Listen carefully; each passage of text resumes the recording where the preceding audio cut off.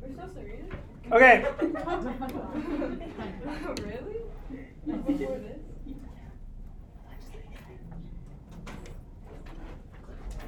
Constitution. We're going to follow through the packet. So if you have the packet and you want to just follow along, that is where we are going to go. Okay. So the point of the Constitution is to set the laws for the United States that we have. It is our most important document. Okay. It argues for a limited government. We've talked about the fear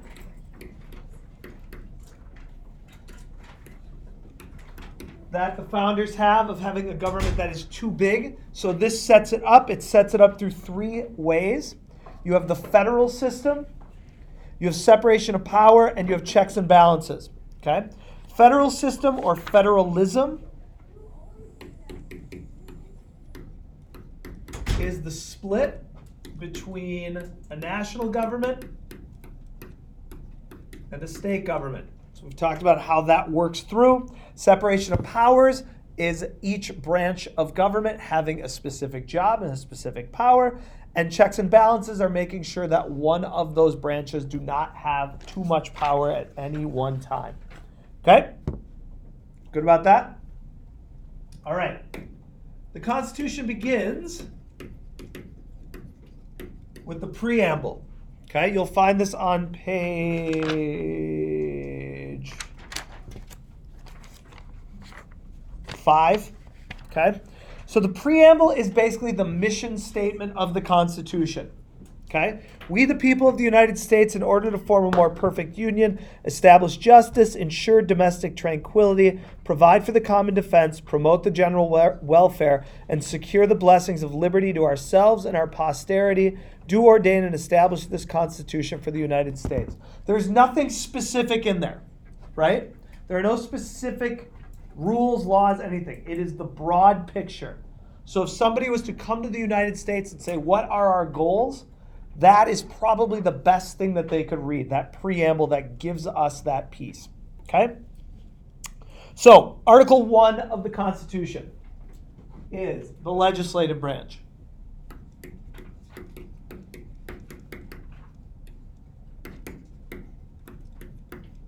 All right? Legislative branch. The job of the legislative branch is to do what? Make laws. Good.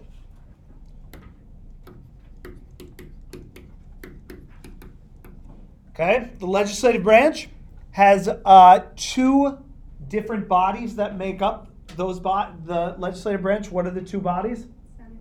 Good. Senate and the House of Representatives. Let's start with the House. Okay. So in the House,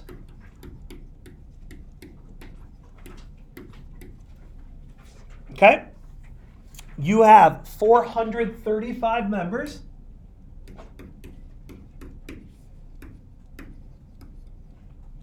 Those 435 members will each serve a 2-year term. As they are doing this, okay, so they are up for election every 2 years. So the entire House is voted on every 2 years.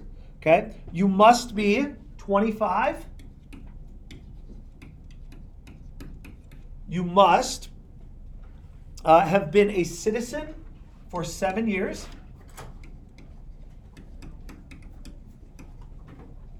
Yeah, I gotta go to 115.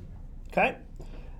You also, at this point, you must live in the state you represent.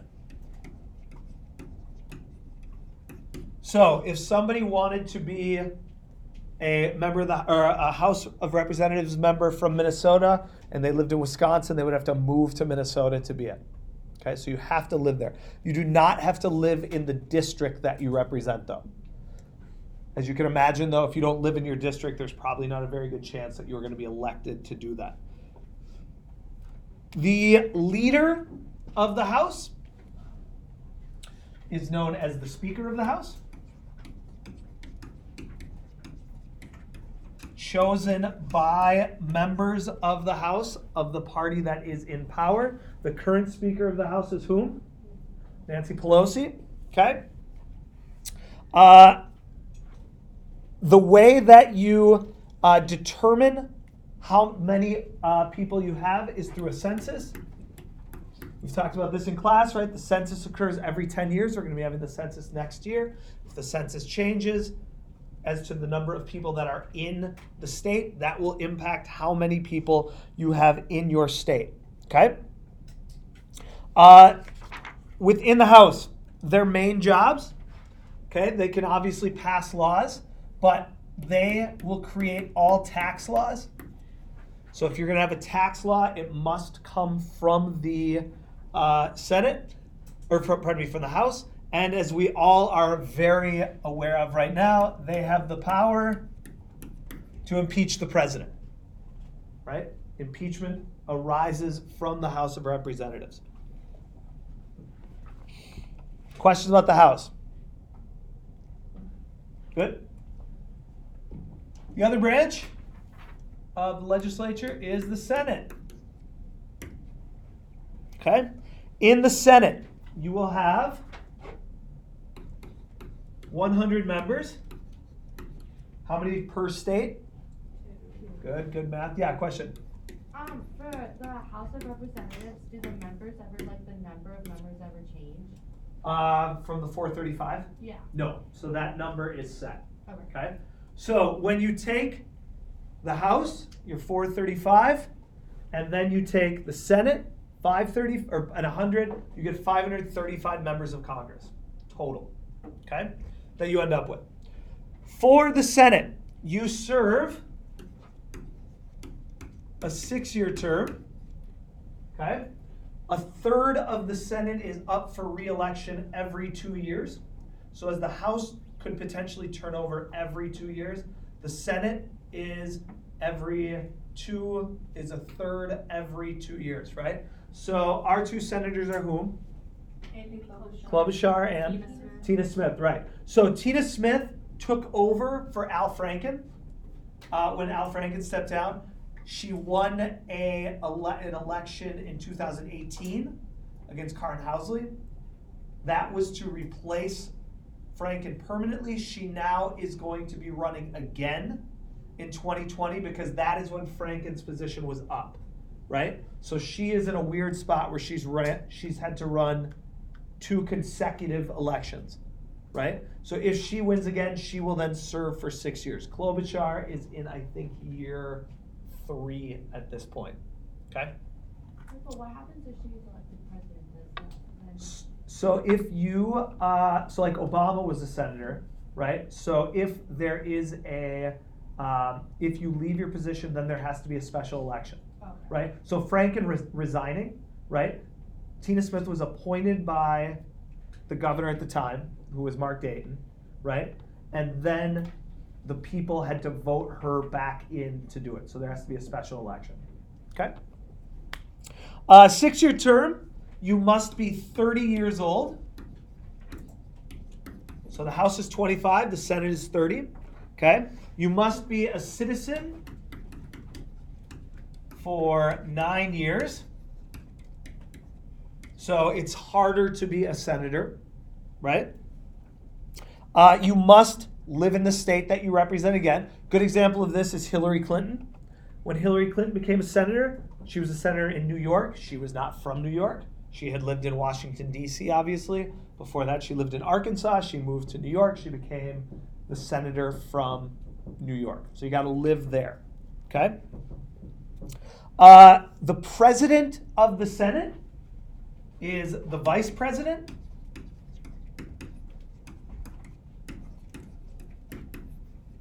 But the vice president will only vote if there is a tie, okay?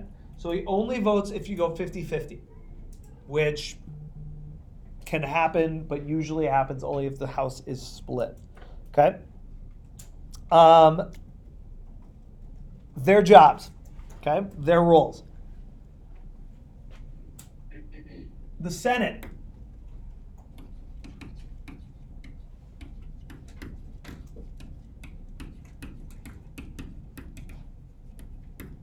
Approves presidential appointments. So, President wants to have a new Secretary of State, they go before the Senate, and the Senate must approve of that. Okay? The Senate ratifies treaties. The President makes a treaty, the Senate ratifies it. Okay? These are checks on the President as well as rules that they have. Okay? They can, like the House, propose laws, but their laws cannot be tax laws, right? They also will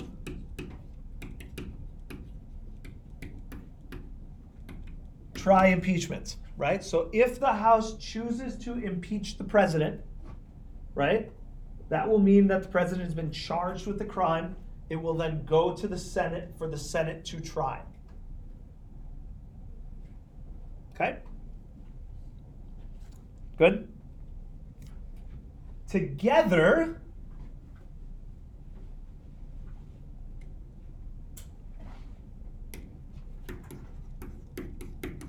both the House and the Senate, okay, either one, they both can propose laws. They both can declare war. The last war we have declared, though, technically, is the Korean War. Since then, everything we've done have been operations. We'll talk about that a little bit more later. Okay. They have the power to override a presidential veto with a 2/3 vote. So if 2/3 of the House and the Senate choose to, they can override a veto. Okay. And they can propose amendments to the Constitution with a 2/3 vote, designed to make it very difficult to amend the Constitution. Okay, they want that to be hard.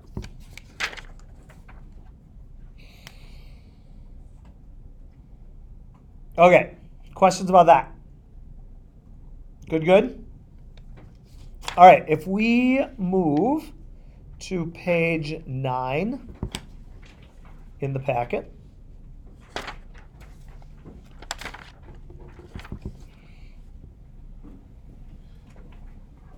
How a bill becomes a law. Okay, so a bill is proposed in the House or the Senate. All right. So it is discussed, it is voted on in that chamber. If it is passed, it goes to the opposite chamber.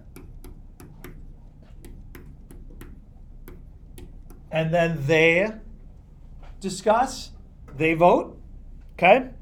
There is the opportunity for them to get together and negotiate. But assuming that it is passed, one of two things happens. It goes to the president. I should say it goes to the president either way. He will either pass it, and if he does that, it becomes a law. Right? So if the president signs the law, it's good to go. The president can also veto it. If the president vetoes the law, it goes back to Congress. And if it goes back to Congress, one of two things happens. It either dies, or it can be overridden with that 2/3 vote. In order for that to happen, you probably have to have what we call a supermajority in both House and Congress, or both the House and the Senate.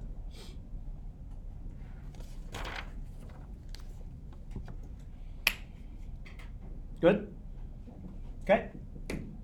So if we look at page 10, okay, we have what are known as the enumerated powers.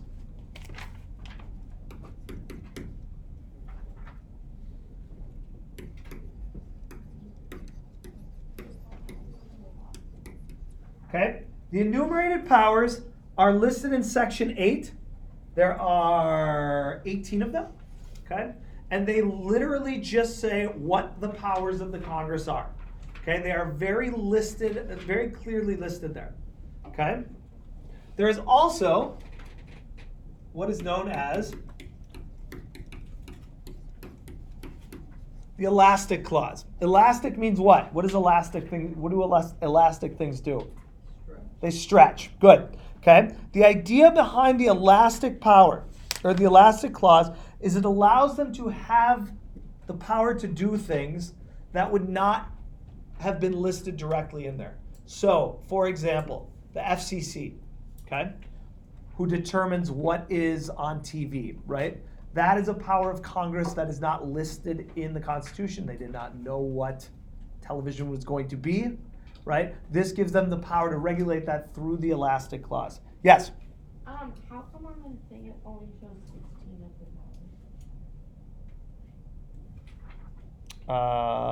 powers? Does it? Oh, just kidding, they're on other page. Yeah, it goes to the next page. It's one of 17, and then this is the 18th one, specifically, okay? So that allows them to do things that were not necessarily there originally, okay? With regards to declaring war, the way that you get around declaring war is that the president says that it is of national security to protect the nation, to have an operation. And so then the president can send in troops. The check on the president in that situation is that the Congress gives him the money to do it. So if the Congress said, we're not going to give you money, then the president is sort of out of luck. Okay? Section 9. Okay? Section 9 protects habeas corpus.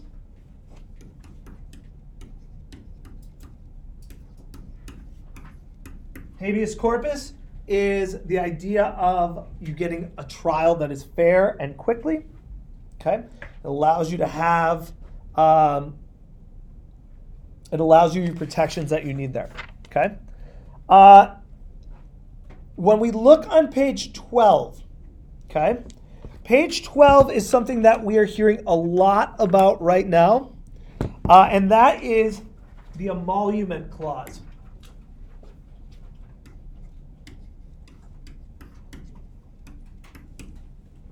All right? And what that means, and this is a check on the president, and let me read it to you. No title of nobility shall be granted by the United States, and no person holding any office or profit or trust under them shall, without the consent of Congress, accept any kind of present emolument, office, or title of any kind whatever from any king, prince, or foreign state. So, if you've been paying attention to the news in the last couple of weeks, the G7, which is sort of the international economic body, is coming to the United States, and Trump wanted to have it at Doral, which is in Miami, which he owns. Okay? So the idea would be that all of these foreign countries, there is an expectation that they go to the G7, they have to go, and then they would go stay at a Trump property. So they would then be paying to stay there, right? It's a hotel, and then Trump would be getting that money, right? So he would be getting money based on the fact that he was the president, right?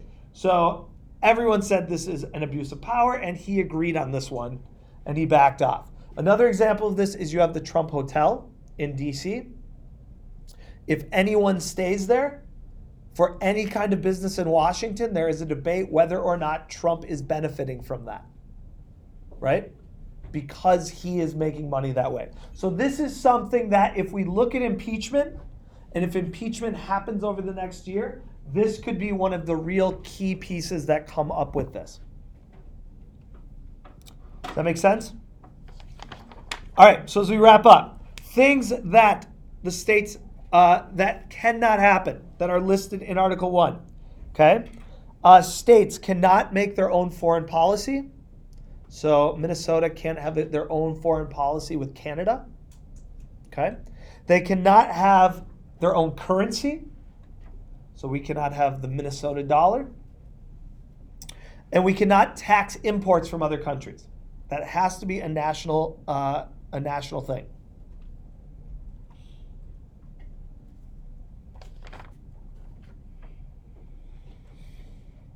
Okay.